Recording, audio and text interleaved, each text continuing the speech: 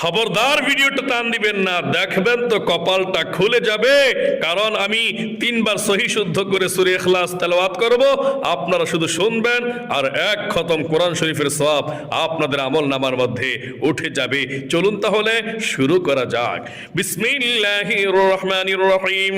কুল হুয়াল্লাহু আহাদ আল্লাহুস সামাদ লাম ইয়ালিদ ওয়া লাম ইউলাদ ওয়া লাম ইয়াকুল লাহু কুফুয়ান আহাদ। বিসমিল্লাহির রহমানির রহিম।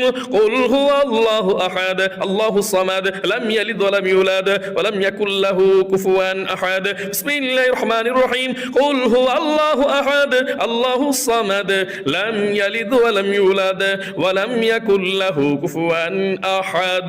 صدق الله العظيم.